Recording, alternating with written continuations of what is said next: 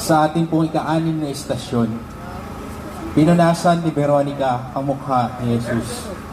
O Jesus, aming manunubos, sinasamba ka namin at pinapupurihan. Sapagkat sa iyong paghihirap at pagamatay mo sa krus, tinubos mo ang aming kaligtasan.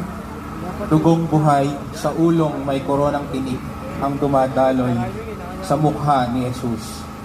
Nawala ng kagandaang nabadha, kundi matinding hirap at sakit na nadarama.